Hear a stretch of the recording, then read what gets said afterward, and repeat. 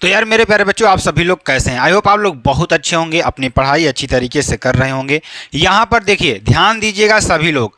हमने आपको यहाँ पर किस लिए वीडियो बनाई है? यहाँ पर आपको हम अति महत्वपूर्ण अति लघुत्तरीय प्रश्न की बात करेंगे, जो आपका चैप्टर कौन सा था? विलियन। ठीक है ना? तो विलियन के सभी आपके अति लघुत्तरीय प्रश्नों की बात करेंगे। तो सभी लोग क्या कर जाइए, हमारे साथ जुड़ जाइए, अच्छी तरीके से अपनी तैयारी को बनाइए और ध्यान दीजिएगा। सभी लोग इसको देखिए, जो प्रश्न हम आपको बता रहे हैं ना, सभी प्रश्नों को लिखने का प्रयास करिएगा और समझने का प्रयास करिएगा, तभी आपको समझ में आएगा, अन्यथा समझ में नहीं आएगा। तो 2024 बोर्ड के लिए बहुत ही इंपॉर्टेंट है ये सारे प्रश्न आपके लिए। तो आप सभी को क्या करना, अच्छी तरीके से जुड़ना है और साथ ही साथ सभी को क्या दबाना है, बेल आइकन को दबा लेना है। ठीक है ना? ताकि जैसे ही वीडियो हम अपलोड करें आपके मोबाइल पर तुरंत ही नोटिफिकेशन आ जाए। ठीक है ना? चलिए ध्यान दीजिएगा, प्रश्न नंबर 1 की बात करेंगे, जो कि आपके लिए बेहद इंपॉर्टेंट और बेहद ही महत्वपूर्ण है। ठीक है ना? तो चलिए देखते हैं, आपको अच्छी तरीके से समझाने का प्रयास करेंगे और बताने का भी प्रयास करेंगे। ठीक है ना? पहला प्रश्न देखिए, पहला प्रश्न क्या है? ठीक है ना? तो थोड़ा आराम से चलेंगे, लेकिन आपको एकदम बेहतरीन तरीके से समझाते हुए बताएंगे, ताकि आपको एकदम बेहतरीन तरीके से समझ में भी आ जाए। ठीक है ना? सभी लोग इस प्रश्न को लिखते भी चलेंगे, क्योंकि इसमें सारे इंपॉर्टेंट प्रश्नों को ही हमने बताया हुआ है। तो क्वेश्चन देखिए, क्वेश्चन क्या है? ताप बढ़ने पर गैसों की द्रवों में विलेयता में हमेशा कमी आने की प्रवृत्ति क्यों होती है? ताप बढ़ाने पर, अगर हम ताप बढ़ाते हैं, कि ताप का मतलब समझ रहे हैं, जिसे आप क्या कहते हैं, टेम्परेचर इंग्लिश में कहते हैं। जैसे आप गैस के द्वारा, लकड़ी के द्वारा, कोयला के द्वारा किसी भी चीज़ को जलाते हैं ना, तो वहाँ से हमें एनर्जी मिलती है, ताप मिलती है, या बहुत सारे ऐसे इक्विपमेंट हैं। आप बताइए, ताप कहाँ से आप ले सकते हैं? कहाँ से? एक तो सूर्य हो गया सबसे बड़ा चीज़। ठीक, हम यहाँ पर अपने तरीके से, फिजिकल तरीके से ताप को बढ़ाने की बात कर रहे हैं। ठीक है ना? तो ताप बढ़ाने पर गैसों की द्रवों में विलेयता करने का मतलब कि अगर हम ताप बढ़ाएंगे, किसमें ताप बढ़ाएंगे? गैसों की ताप बढ़ाएंगे, तो द्रव में, ध्यान दीजिएगा, एक चीज़ हम आपको यहाँ पर समझाना चाहते हैं कि इस प्रश्न में कह क्या रहा है। मुख्यतः रूप से इस प्रश्न में कहने का प्रयास क्या कर रहा है, उसको हम यहाँ पर आपको बताने का प्रयास करते हैं। ध्यान दीजिएगा, कह रहा है कोई हमारे पास क्या है, एक द्रव है। क्या है हमारे पास? एक द्रव है। ठीक, ये हमारे पास क्या है? एक द्रव है। ठीक है ना? अब इस द्रव में हम क्या कर रहे हैं, ध्यान दीजिएगा, इस द्रव में हम क्या कर रहे हैं, गैस को मिलाने का प्रयास कर रहे हैं। किसको? गैस को मिलाने का प्रयास कर रहे हैं। तो अब इस गैस में अगर हम इसका टेम्परेचर, मान लीजिए अभी इसका टेम्परेचर नॉर्मल है, 20 डिग्री मान लीजिए है, या आप मान लीजिए 37 डिग्री नॉर्मल टेम्परेचर है। अब इसका ताप हमने बढ़ा करके 50 डिग्री सेंटीग्रेड कर दिया बाहरी एक्सटर्नल चीज़ से। तो समझ में आ रहा है? इसका ताप हमने क्या कर दिया, अब बढ़ा दिया। जब इसका ताप मैंने बढ़ाया, तो जब इसका ताप जैसे ही बढ़ाया, तो जो उसका गैस है, मान लीजिए ये हमारा कोई क्या है, विलेय है, मान लीजिए विलयन क्या है, विलायक है। अब इस विलायक में हम गैस मिलाएंगे, तो अगर इसका ताप हम बढ़ा देंगे 37 डिग्री सेंटीग्रेड पे, अधिक घुलेगी। अगर इसको 50 डिग्री सेंटीग्रेड में इसको हम घोलेंगे, तो ये कम मात्रा में घुलेगी। कम मात्रा में क्या होगी? घुलेगी। कहने का मतलब कि अगर हम गैसों में ताप बढ़ाकर इसमें घोलने का प्रयास करेंगे, तो इसकी घुलनशीलता क्या होगी? कम हो जाएगी। तो ध्यान दीजिएगा, कमी आने की प्रवृत्ति क्यों होती है? तो कमी आने लगेगी, तो इसमें क्यों होता है ऐसा? चलिए इसके बारे में थोड़ा समझते हैं। तो द्रव में जो गैस का घुलना एक ऊष्माक्षेपी प्रक्रिया है।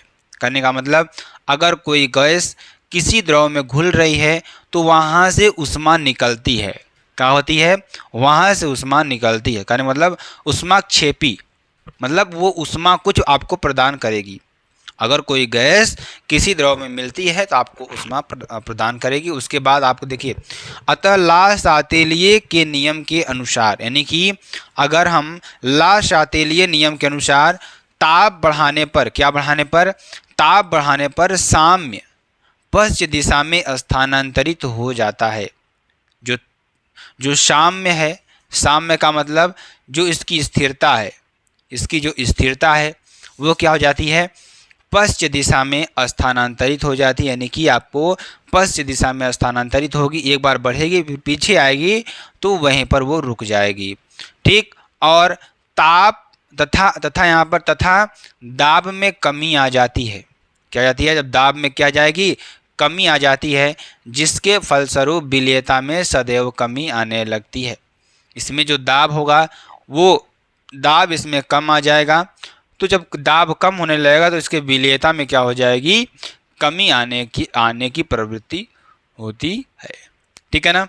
चलिए अगले क्वेश्चन की बात करेंगे। अगला क्वेश्चन देखिए, जो कि आपके लिए बहुत इंपॉर्टेंट और बहुत ही महत्वपूर्ण क्वेश्चन ये भी है। इस क्वेश्चन को भी ध्यान से आप लोग समझने का प्रयास करिएगा, क्योंकि सारे प्रश्न मेरे प्यारे बच्चा लोग, सभी जो प्रश्न है ना आपके एग्जाम में एग्जैक्टली आने वाले प्रश्न हैं। तो सभी लोग क्या करेंगे, जो वीडियो है वीडियो को शेयर भी कर देंगे, प्रश्नों को लिखते भी चलेंगे और अच्छी तरीके से समझते भी चलेंगे। ठीक है ना। सभी लोग, जितने भी लोग हमारे साथ जुड़ रहे हैं, तो जलीय जीव गर्म जल की तुलना में ठंडे जल में अधिक सहज क्यों महसूस करते हैं? जो आपके जलीय जीव होते हैं, तो जैसे आप समझ लीजिए कोई आपका जलीय जीव है, ठीक, जैसे मछली हो गया या कोई जीव हो गया। मान लीजिए ये हमारे पास क्या है? एक मछली है। ठीक, ये हमारे पास क्या है? एक मछली है। ठीक, अब इस मछली को हम क्या करेंगे? दो पॉट है हमारे पास, दो बर्तन है। ठीक, इसमें भी हमने क्या कर दिया? एक मछली को डाल दिया। ठीक, जब इसमें भी एक मछली को डाल दिया तो ध्यान दीजिएगा, आप सभी लोग अपने दिमाग से बताएंगे कि ये पानी क्या है? गर्म है, और ये पानी क्या है? ठंडा या नॉर्मल है। तो अब बताइए, जो मछली है हमारी किस जल में अच्छा महसूस करेगी या कंफर्टेबल महसूस करेगी या अच्छी तरीके से रह पाएगी? तो आप सभी लोग कमेंट करके ज़रूर बताएंगे। तो अगर वो गर्म जल में रह रही है तो ऐसा क्यों है, ठंडे जल में रह रही है तो ऐसा क्यों है, आप सभी को बताना है। ठीक है ना। चलिए हम आपको बताएंगे भी, आप अपने दिमाग से भी सोचिए प्रश्न क्या कह रहा है। ठीक, तो आप अपने से भी क्वेश्चन को सॉल्व कर सकते हैं, प्रश्नों को सॉल्व कर सकते हैं। ठीक है ना। तो जलीय जीव गर्म जल की तुलना में ठंडे जल में अधिक सहज क्यों महसूस करते हैं? देखिए ध्यान दीजिएगा, वायुमंडल पर ताप कम करने से जल में ऑक्सीजन की विलेयता बढ़ जाती है। ठीक है ना। तो ध्यान दीजिएगा, पहला कारण तो यही आया कि अगर हम वायुमंडल पर ताप कम करने से क्या होगी, अगर वायुमंडल का ताप हम कम कर देंगे तो उसमें जल में जो ऑक्सीजन की विलेयता होगी क्या हो जाएगी? वह बढ़ जाएगी। जबकि समान दाब पर ताप बढ़ाने पर ऑक्सीजन की जो विलेयता है वह क्या हो जाती है? बढ़ जाती है। और यहाँ पर क्या हो जाती है? बढ़ जाती है। जबकि समान दाब पर ताप बढ़ने पर ऑक्सीजन की विलेयता कम हो जाती है। अगर हम समान ताप की बात करें, अगर पर वहाँ पर क्या होगी, अगर उसको ठंडा करेंगे, ताप कम करेंगे वायुमंडल का, तो वहाँ पे क्या होगा कि जो गैस की विलेयता, जो ऑक्सीजन गैस की विलेयता उसमें अधिक हो जाएगी। अगर हम वहीं पर ताप बढ़ा देंगे तो उसकी विलेयता क्या होगी? कम हो जाएगी। अतः कम ताप पर अधिक ऑक्सीजन की उपस्थिति जलीय जीवों को ठंडे जल में अधिक सहज बनाती है। क्या बनाती है? अतः कम ताप पर जो अधिक ऑक्सीजन की उपस्थिति है जलीय जीवों को ठंडे जल में अधिक सहज बनाती है। ठीक, कारण यही है।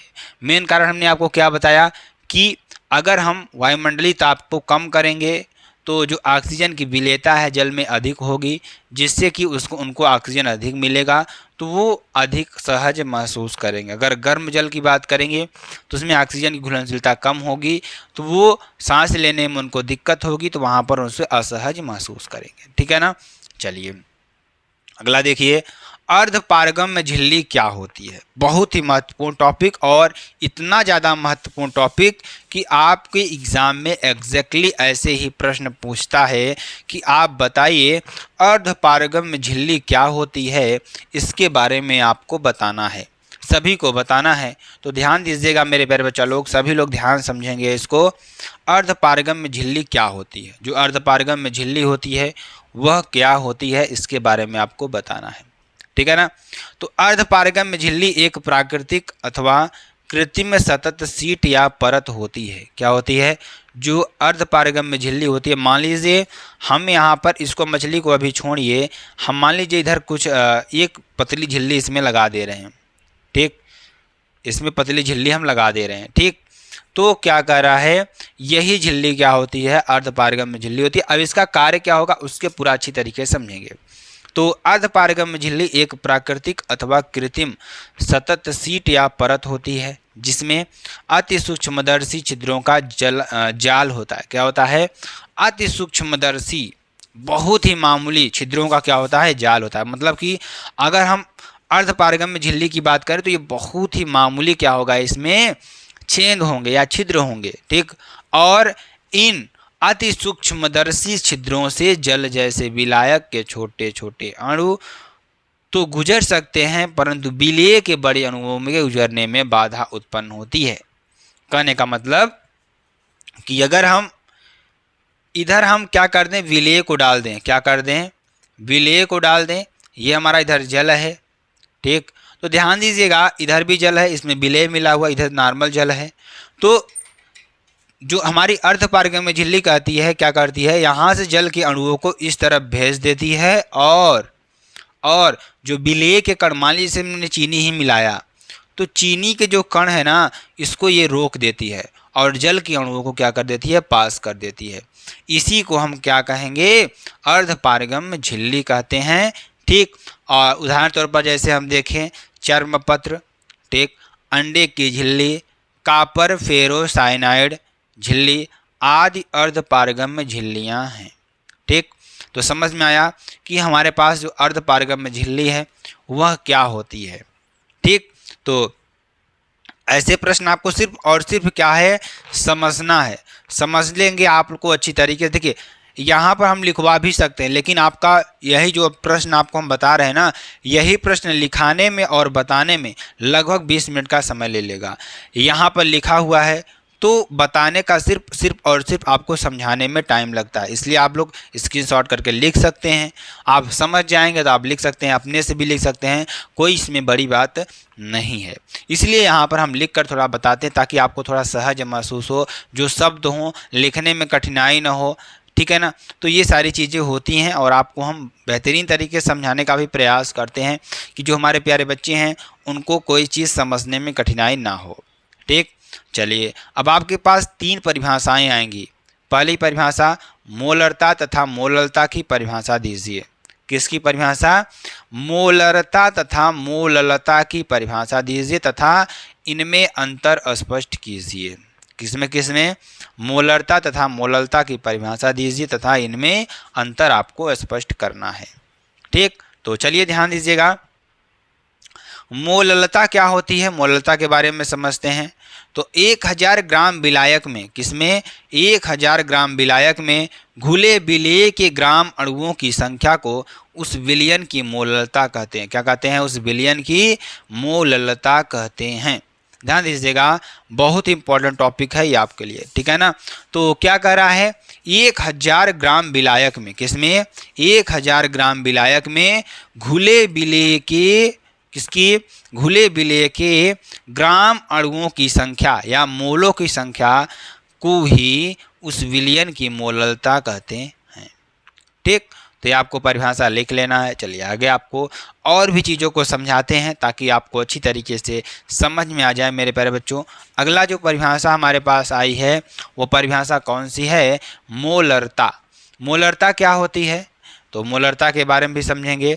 तो किसी विलयन के 1000 मिलीलीटर या 1000 मिली या 1 लीटर में घुले विलेय के ग्राम अणु या मोलों की संख्या को विलयन की मोलरता कहते हैं। अंतर देखिए इसमें सिर्फ अंतर का परिभाषा आपको सेम ही मिलेगी, लेकिन आपको अंतर इसमें क्या मिलेगा कि जो मोलरता होती है ताप के साथ परिवर्तित नहीं होती है, जबकि मोलरता ताप के साथ परिवर्तित होती है। ठीक, तो ये मेन अंतर होता है। परिभाषा आपको सेम ही मिलेगी जहाँ तक मिलेगी। ठीक है ना, तो ये आपको मेजर जो आपका अंतर है ये आप लिख लेंगे, बहुत इंपॉर्टेंट है। ठीक है ना, चलिए 5वें नंबर क्वेश्चन की बात करेंगे जो कि आपके लिए बेहद इंपॉर्टेंट और बेहद ही महत्वपूर्ण है। तो सभी लोग एक बार क्या करेंगे, वीडियो को ज़बरदस्त तरीके से शेयर कर देंगे और लाइक कमेंट ज़रूर कर देंगे। अगर आपको किसी भी चीज़ में डाउट हो ना मेरे प्यारे बच्चा लोग, डाउट ज़रूर आप लोग कमेंट करिएगा, सर ये चीज़ मुझे नहीं समझ में आई। अगर आपको नहीं समझ में आ रही है तो प्लीज़ रिक्वेस्ट है कि आप लोग ज़रूर कमेंट करिएगा, ठीक है ना। हम अगली वीडियो में उसको ज़रूर बताने का प्रयास करेंगे और एकदम बेहतरीन तरीके से बताने का प्रयास करेंगे और एकदम ज़बरदस्त तरीके से बताने का प्रयास करेंगे, ठीक है ना। क्वेश्चन की बात करेंगे, अगला क्वेश्चन न्यूमेरिकली क्वेश्चन और आईएमपी वाला क्वेश्चन है, मोस्ट इम्पॉर्टेंट वाला क्वेश्चन है, ठीक। तो चलिए 5.85 ग्राम क्या कर रहा है, 5.85 ग्राम सोडियम क्लोराइड, जिसे आप क्या कहते हैं, अगर इसको हम समझें तो NaCl, इसे क्या कहते हैं, NaCl कहते हैं। तो 5.85 ग्राम सोडियम क्लोराइड, इसको ध्यान से समझिएगा और इस प्रश्न को आप बिल्कुल भी स्किप करने का प्रयास मत करिएगा, नहीं तो आपको बिल्कुल भी समझ में नहीं आएगा, ठीक है ना। इसको ध्यान से समझिएगा, ठीक। तो क्या कह रहा है, पहले इसमें देखिए दिया क्या है। अगर दिया हुआ की बात करें तो जो विलेय का द्रव्यमान है WB, इसे आप कहते हैं, तो इसका मान कितना है 5.85 ग्राम, ठीक। और 200 ml बिलियन में घुला है, जो विलायक है WA, इसको हम प्रदर्शित करते हैं, इसे हम क्या कहेंगे, इसे 200 ml आपको दिया हुआ है। तो विलियन की मोलरता की गणना कीजिए, मोबिलिटी की गणना कीजिए, ठीक। तो अब देखिए अगर हम NaCl की बात करें तो NaCl का जो आणविक द्रव्यमान होता है 58 क्या होता है 5 होता है, ग्राम होता है, आप समझ लीजिएगा, ग्राम मोल की पावर -1 होगा, ठीक। अब बिलियन की आयतन की बात करें, VT निकालेंगे, टोटल हम VT निकालेंगे तो ध्यान दीजिएगा 200 ml, क्या 200 ml बटे 1000 से इसको डिवाइड करेंगे तो 1 0 से 0 कैंसिल, 1 0 से 0 कैंसिल, यानी कि यहाँ पर क्या हो जाएगा, अगर हम इसको देखा जाए तो 0.2 लीटर, क्या यहाँ पर आप इसको भी निकाल सकते हैं, कोई दिक्कत वाली बात नहीं, आप लीटर में ही निकालिए क्योंकि लीटर में आपको निकालना है। तो यहाँ से इसको हम क्या करेंगे, 1000 से क्या करेंगे, मल्टीप्लाई करेंगे, क्योंकि आपको पता है कि 1 किलोग्राम बराबर 1000, यानी कि 1 लीटर बराबर क्या होगा, 1 लीटर बराबर 1000 मिलीलीटर, यानी कि 1 मिलीलीटर बराबर क्या हो जाएगा, ध्यान दीजिएगा यहाँ पर अगर देखा जाए तो यहाँ पर अगर डिवाइड करेंगे तो 0.2 लीटर आपका हो जाएगा, ठीक है ना। ये आपके लिए हो जाएगा, जो कि बहुत इंपॉर्टेंट और बहुत ही महत्वपूर्ण है, ठीक है ना। तो इसको आप डिवाइड करेंगे तो क्या हो जाएगा 0.2 लीटर, इसमें डिवाइड नहीं, इसमें मल्टीप्लाई होगा, ठीक है ना, इसमें मल्टीप्लाई होगा। चलिए ध्यान दीजिएगा, इतना आपको समझ में आया, समझ में आ गया होगा। तो अगर इसको हम क्या करेंगे, लीटर में चेंज करेंगे, मिलीलीटर को लीटर में चेंज करेंगे तो क्या हो जाएगा, यहाँ पर कितना हो जाएगा, देखिए 1000 मिलीलीटर बराबर क्या होगा, ध्यान दीजिएगा, अगर हम ध्यान देखा जाए तो अगर यहाँ पर देखा जाए 1000 मिलीलीटर बराबर क्या होता है, 1 लीटर होता है, ठीक, 1 लीटर होता है। तो यहाँ पे अगर हम ध्यान दीजिएगा, बहुत इंपॉर्टेंट है, बहुत ही महत्वपूर्ण है, क्या हो जाएगा 0.2 लीटर, ठीक। तो चलिए इसको सॉल्व करते हैं, क्या हो जाएगा, NaCl विलियन की मोलरता, NaCl विलियन की अगर मोलरता की बात करें तो मोलरता क्या हो जाएगी, विलियन में NaCl के मोलों की संख्या, विलियन में NaCl मोलों की संख्या, ठीक। और इसका मान कितना आएगा, इसको सॉल्व करेंगे तो 0.1 मोल, ठीक, इतना आएगा आपका। और ध्यान दीजिएगा यहाँ पर कितना आ जाएगा, यहाँ पर अगर देखा जाए तो इसका मान कितना आएगा 0.2 लीटर, ठीक। तो यहाँ पे इसको सॉल्व करेंगे तो 0.5 मोल, कितना आ जाएगा मेरे प्यारे बच्चा लोग, 0.5 मोल, ये आपका आंसर हो जाएगा। डिवाइड तो आपको आता ही आता होगा, 1/2 का डिवाइडेशन करेंगे तो 0.5 मोल हो जाएगा। हालांकि आपको सूत्र को याद करना है और सारी चीज़ों को आप कर ले जाएंगे अच्छी तरीके से, ठीक है ना। चलिए आगे आपको बताते हैं अगला क्वेश्चन। वो भी क्वेश्चन आपके लिए बेहद इंपॉर्टेंट और बहुत ही महत्वपूर्ण है, ठीक है ना। चलिए आगे आपको बताते हैं अगला क्वेश्चन देखेंगे। ये भी क्वेश्चन बहुत ही इंपॉर्टेंट है और बहुत ही महत्वपूर्ण है। क्वेश्चन क्या कर रहा है, बेंजीन के 1 विलयन में क्या है, बेंजीन का मान लीजिए कोई आपके पास 1 विलयन है, तो बेंजीन के 1 विलयन में I2 यानी कि आयोडीन घुली है, ठीक। तो विलयन की मोललता क्या निकालनी है, यहाँ पे विलयन की मोललता आपको निकालनी है, ठीक। तो चलिए इसको निकालते हैं, ध्यान दीजिएगा सभी लोग अच्छी तरीके से, ठीक। तो विलयन का जो मोल प्रभाज होता है यम इंटू यम C6H6 अपान 1000 प्लस यम इंटू यम C6H6, ठीक। तो बेंजीन की जो यम है विलयन की मोललता है, स्मॉल यम क्या है, विलयन की मोललता है, ठीक। और यम 6H6 विलयन का अणुभार है। और यहाँ पर अगर देखा जाए तो मोल प्रभाज बराबर, मोल प्रभाज आपको दिया रखा है, मोल प्रभाज कितना होगा, यहाँ पर अगर देखा जाए तो विलयन का अणुभार बराबर कितना है 78, ठीक 78। और ध्यान दीजिएगा यहाँ पर जो 0.25, ठीक क्या आया 0.25 विलयन का मोल प्रभाज दिया हुआ है, ठीक। तो विलयन का मोल प्रभाज कितना हो जाएगा 0.25, ठीक है ना। तो इसको आप देख लीजिएगा, ठीक है ना, बराबर यम इंटू जो यम C6H6 है 78 है और प्लस नीचे आपका 1000 है, 1000 रखेंगे प्लस यम इंटू आपका 78 ये कर देंगे, ठीक। तो चलिए आगे आपको बताते हैं, ध्यान दीजिएगा विलयन का मोल प्रभाज देखिए क्या हो जाएगा, ध्यान दीजिएगा यहाँ पर यम विलयन की मोललता हो जाएगी और यम C6H6 बेंजीन का अणुभार हो जाएगा 72 प्लस 6 बराबर 78। तो यहाँ पे मान रखेंगे तो 78 मीटर यानी 78 मोल बराबर 1000 into 0.25 plus M into 78 plus 0.25, ठीक। यहाँ पर इसको सॉल्व करेंगे तो क्या हो जाएगा 250 प्लस 19.5 m, यानी इसको हम इधर ले आएंगे तो माइनस कर देंगे। जब इसको हम माइनस करेंगे तो 78 m माइनस 19.mm बराबर 250। सॉल्व करेंगे तो 58.5 m बराबर 250 बराबर, अगर इसको सॉल्व करेंगे डिवाइड करेंगे यानी कि m बराबर क्या डिवाइड करेंगे 250 बटे 58.5 m, सॉल्व करेंगे कितना आएगा 4.273 m, ठीक। ये आपके लिए हो जाएगा। चलिए आगे आपको बताते हैं अगला क्वेश्चन। देखिए अगला क्वेश्चन बहुत ही इंपॉर्टेंट है और बहुत ही महत्वपूर्ण है आपके लिए। सारे प्रश्नों को अच्छी तरीके से पढ़ेंगे और अच्छी तरीके से समझने भी वाले हैं। सभी लोग इसी बात पर क्या कर दीजिए, वीडियो को शेयर कर दीजिए और लाइक कमेंट सब्सक्राइब ज़रूर भी कर दीजिएगा, ठीक है ना।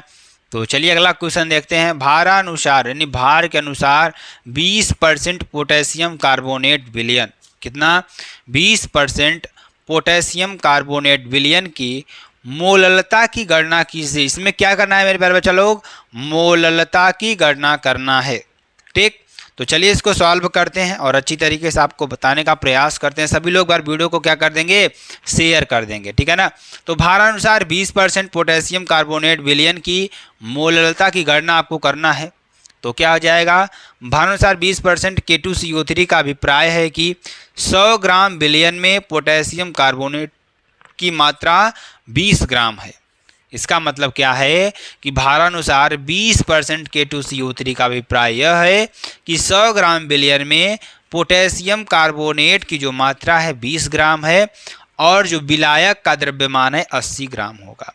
कहने का मतलब ध्यान दीजिएगा, हमारे पास क्या है K2CO3 है प्लस आपके पास एक विलायक है, कुछ भी हो सकता है विलायक, इसमें नाम नहीं दिया है। कह रहा है ये तो 20% है, बाकी इसको 100% पूरा करने में हम क्या करेंगे 80% और जोड़ेंगे। तो यहाँ पर K2CO3 कितना आ गया 20 आ गया और यहाँ पर विलायक कितना आ गया 80 ग्राम आपका आ गया। समझ में आया आ गया होगा, ठीक है ना। तो अगर इसको हम देखा जाए तो पोटेशियम कार्बोनेट की मात्रा 20 ग्राम और इसमें देखिए विलयन के विलायक का द्रव्यमान 80 ग्राम यानी 0.08 kg, ठीक। इसमें kg में इसको बदल लेंगे तो K2CO3 का मोलर द्रव्यमान बराबर 2 इंटू 39 प्लस यानी मोलर द्रव्यमान, इसका मतलब K2CO3 के पूरा यानी कि जो अणुभार है वो आपको निकालने का यहाँ पर प्रयास किया गया। तो कितना हो जाएगा 2 इंटू के का जो आपका परमाणु भार होता है 39 प्लस कार्बन का 12 प्लस 3 इंटू 16 यानी ऑक्सीजन का 16 होगा, क्योंकि 3 अणु हैं इसके, तो 138 ग्राम मोल की पावर -1। अब देखिए जो हम निकालेंगे मोलरता, किसकी मोलरता निकालेंगे, हम मोलरता निकालने वाले हैं K2CO3 की मोलरता निकालेंगे। किसकी निकालेंगे, K2CO3 की विलयन की मोलरता निकालेंगे। तो K2CO3 का घुला द्रव्यमान बटे K2CO3 का घुला द्रव्यमान बटे K2CO3 का मोलर द्रव्यमान, K2CO3 का मोलर द्रव्यमान बटे विलयन में विलायक का किलोग्राम में द्रव्यमान, किसका, विलयन में विलायक का किलोग्राम में द्रव्यमान। ठीक, तो ये आपके लिए हो जाएगा। तो K2CO3 का घुला द्रव्यमान 20 ग्राम बटे यानी इसका आपका क्या आया, मोलर द्रव्यमान 138 ग्राम प्रति मोल की पावर -1। नीचे आपका जो विलायक में किलोग्राम में द्रव्यमान कितना हो जाएगा 0.08 आया है ना, 0.08 आपको करना है यहाँ पर। ठीक, सॉल्व करेंगे तो यहाँ पर आपको आएगा 1.811 मोल। कितना आएगा 1.811 मोल, और यम K2CO3 बराबर 1.811 मोल। क्या हो जाएगा 1.811 मोल आपका ये आ जाएगा। ठीक, इसको अच्छी तरीके से देख लीजिएगा, बहुत ही इंपॉर्टेंट क्वेश्चन और बहुत ही महत्वपूर्ण क्वेश्चन ये भी है। ठीक है ना, चलिए अगले क्वेश्चन की ओर बढ़ते हैं। अगला क्वेश्चन भी आपके लिए बेहद इंपॉर्टेंट और बहुत ही महत्वपूर्ण ये भी है। सभी लोग क्या करें, एक बार वीडियो को ज़बरदस्त तरीके से शेयर कर दीजिए अगर आपको समझ में आ जाए। अगर आप देखिए जो पिछला चैप्टर्स है ना, अगर उसको अच्छी तरीके से पढ़े होंगे ना तो आपको डेफिनेटली है 100% समझ में आ जाएगा। ठीक, समझ में आपको आ जाएगा। चलिए अगला देखते हैं। अगला क्वेश्चन देखिए, बहुत इंपॉर्टेंट क्वेश्चन, बहुत ही महत्वपूर्ण क्वेश्चन। ठीक है ना, क्वेश्चन क्या है, 25.6 ग्राम सल्फर को कितना ले रहा है, इसमें आपको ले रहा है सल्फर, यस जिसे आप कहते हैं ना, तो वो कितना ले रहा है 25.6 ग्राम सल्फर को 1000 ग्राम नेफ्थेलीन में घोला गया है। किसमें, 1000 ग्राम नेफ्थेलीन में घोला गया है। देखिए ये प्रश्न आपको बहुत बार पूछा गया, 100% है कि आपका 2024 में ज़रूर से ज़रूर पूछेगा। ठीक है ना, इसलिए आप लोग इस प्रश्न को अच्छी तरीके से पढ़िएगा और समझने का प्रयास करिएगा। ठीक, तो 2.56 ग्राम सल्फर को 1000 ग्राम नेफ्थेलीन में घोला गया है, जिसका हिमांक 80.1 डिग्री सेल्सियस है। इसका हिमांक की बात करें तो हिमांक इसका क्या देना दे रखा है 80.1 डिग्री सेंटीग्रेड। ठीक, और हिमांक में अवनमन दे रखा है, अवनमन आपको दे रखा है किसमें, हिमांक में। यहाँ पर आपको लिखना है हिमांक में अवनमन दे रखा है, कितना दे रखा है 0.680 डिग्री सेंटीग्रेड। ठीक, प्रेक्षित किया गया। सल्फर के अणुभार की गणना कीजिए, नेफ्थेलीन का Kf का मान। ठीक, Kf का मान निकालना है और मान जो Kf का मान है कितना है 6.8 किलो मोल की पावर -n है। ठीक, तो ये आपको दे रखा है, इसको आपको निकालना है। चलिए ध्यान दीजिएगा, यानी हिमांक में अवनमन का सूत्र होता है, वह क्या होता है, सूत्र आपको ध्यान से समझना होगा। सूत्र होता है आपका डेल्टा TF बराबर KF इंटू W इंटू 1000 बटे M इंटू कैपिटल W। तो M बराबर क्या हो जाएगा KF into small w into 1000 बटे delta TF into capital W। हमें M का मान निकालना था। क्या है M का मान, सल्फर का अणुभार। ये क्या है, सल्फर का अणुभार, ये सल्फर का क्या है अणुभार है। तो M बराबर क्या हो जाएगा KF इंटू W इंटू 1000 बटे डेल्टा TF इंटू W। अब देखिए जो इसमें पद लिए गए हैं वो कौन कौन से पद हैं उसको भी अच्छी तरीके से समझना है हमें, ताकि कोई दिक्कत ना हो आगे समझने में। तो जहाँ M बराबर क्या है सल्फर का अणुभार है, M क्या है सल्फर का अणुभार है। और ध्यान दीजिएगा, और क्या है ध्यान दीजिएगा, बहुत इंपॉर्टेंट ये भी है, KF क्या है मोलल अवनमन स्थिरांक है। KF क्या है मोलल अवनमन स्थिरांक है। क्या हो जाएगा 6.8 किलो केल्विन मोलल की पावर -1 ये आपको दे रखा है। और W क्या है, सल्फर का भार है। ठीक, W क्या है, सल्फर का भार है। ठीक, आगे देखेंगे कैपिटल W क्या है, नेप्थोलीन का भार है। ठीक, कैपिटल W नेप्थोलीन का भार है। और डेल्टा TF हिमांक में अवनमन आपको निकालना है। ठीक, ये भार दिया है सल्फर का, लेकिन अणुभार आपको निकालना है नीचे वाला, यानी यम का मान आपको निकालना है, W का ना यम का। ठीक है ना, अणुभार आपको निकालना है। तो चलिए निकालते हैं। यहाँ पर देखिए हमें क्या दे रखा है, हिमांक में अवनमन 0.6 डिग्री के, यानी कि आपको क्या हो जाएगा 0.680 केल्विन आपका हो जाएगा। ठीक, चलिए आगे देखते हैं, इसको फार्मूले को रखते हैं अच्छी तरीके से। तो हिमांक में अवनमन क्या हो जाएगा, आपको हमने बताया 6.8 किलो मोलल की पावर -1, ये आपका KF हो जाएगा। ठीक, KF हो जाएगा, जिसे मोलल अवनमन स्थिरांक कहते हैं, इंटू यहाँ पर 25.6 ग्राम, ये आपका क्या हो जाएगा, अगर इसकी हम बात करें सल्फर का भार हो जाएगा। ये क्या है आपका, ये आपका सल्फर का भार है। ठीक, इंटू यहाँ पर आपको क्या हो जाएगा 1000 ग्राम, क्या हो जाएगा यहाँ पर 1000 ग्राम आपका हो जाएगा। और नीचे अगर देखेंगे डेल्टा TF का मान, यानी कि आपका क्या हो जाएगा, हिमांक में अवनमन आपको दे रखा है 0.68 केल्विन इंटू 1000 ग्राम, ये आपका टोटल भार है। इसको जब सॉल्व करेंगे आप लोग तो क्या हो जाएगा 256 ग्राम मोल की पावर -1। क्या सॉल्व करेंगे इसको, आप लोग सॉल्व कर लीजिएगा, क्या आएगा 2.6 ग्राम मोल की पावर -1। देखिए केल्विन से केल्विन कैंसिल हो जाएगा, 1 ग्राम से ग्राम कैंसिल हो जाएगा। ठीक, और 1 ग्राम बचा और ये मोलल की पावर -1 बचा, इसको मल्टीप्लाई कर दीजिएगा। ठीक है ना, और देखिए 1000 से 1000 कैंसिल हो जाएगा। ठीक, पहली बात तो ये हो जाएगा। और 3 देखिए 3 दशमलव यहाँ पर नीचे है, इसको आप लोग क्या कर दीजिएगा 1 0 यानी 2 0 इसमें बढ़ा दीजिए, तो यहाँ पर ये पूरा कैंसिल हो जाएगा। 1 0 इसमें कर दीजिए, 256 आपका हो जाएगा। चलिए सॉल्व करके आपको हम थोड़ा बता देते हैं। देखिए ध्यान समझिएगा, नीचे देखिए 1000 से 1000 कैंसिल हो जाएगा, इस 1000 से इस 1000 को हम क्या कर दें कैंसिल हो जाएंगे। इसमें हम क्या करेंगे 1000 का जब गुणा कर देंगे तो ये 680 हो जाएगा, तो नीचे तो आपको 680 हो जाएगा।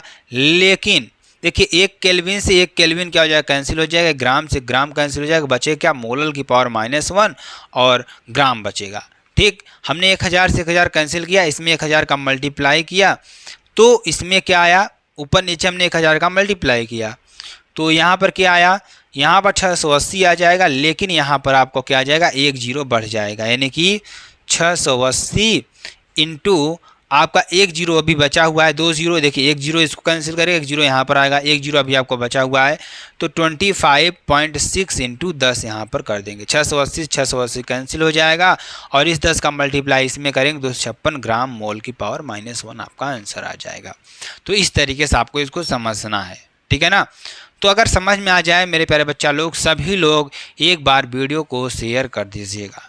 ठीक है ना, तो समझ में आ ही रहा होगा आप लोगों को। चलिए अगले क्वेश्चन की बात करेंगे, 9 नंबर क्वेश्चन की बात करेंगे। इसको भी ध्यान से समझेंगे, ताकि देखिए एक क्वेश्चन 10 क्वेश्चन के बराबर हो। मतलब कि कहने का मतलब, जैसे अगर आप एक क्वेश्चन समझ गए, ठीक, अब इसके द्वारा आप 10 क्वेश्चन को सॉल्व कर सकते हैं। इसके द्वारा आप क्या कर सकते हैं, लगभग 10 क्वेश्चन को आप सॉल्व कर सकते हैं। ठीक है ना, तो ये आपके लिए ज़रूरी होता है समझना। ठीक, चलिए ध्यान दीजिएगा।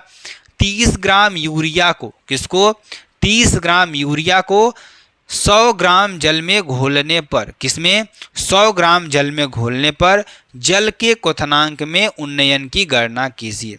क्या करना है, जल के क्वथनांक में उन्नयन की गणना कीजिए। जल के लिए मोलल और उन्नयन स्थिरांक का मान 0.52 केल्विन किलोग्राम मोल की पावर -1 है। ठीक, तो ये आपको बताना है।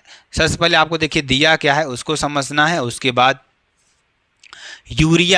यूरिया का मान दे रखा है आपको। यूरिया का फार्मूला क्या होता है, सभी लोग कमेंट बॉक्स में बताएंगे यूरिया का फार्मूला क्या होता है। तो यूरिया का फार्मूला मेरे प्यारे बच्चों लोग आपका क्या होता है, NH2CO NH2। ठीक, तो सभी लोग को ध्यान में आया कि यूरिया का फार्मूला क्या होता है, NH2CONH2। आप सभी लोग याद कर लीजिएगा, यूरिया का फार्मूला आपका यही होता है। ठीक, इतनी बातें आपको समझ में आई, आई होप आपको समझ में आ गया होगा। ठीक, तो 3 ग्राम यूरिया को 100 ग्राम जल में घोल दिया जाता है। मतलब आपके पास क्या है, जल है। कितना है जल, 100 ग्राम। ठीक, इसमें हमने क्या किया, यूरिया को, यानी इस यूरिया को हमने कितना घोला, 3 ग्राम घोल दिया। इसमें हमने क्या कर दिया, मिला दिया 3 ग्राम यूरिया को। तो जल के क्वथनांक में उन्नयन की गणना कीजिए।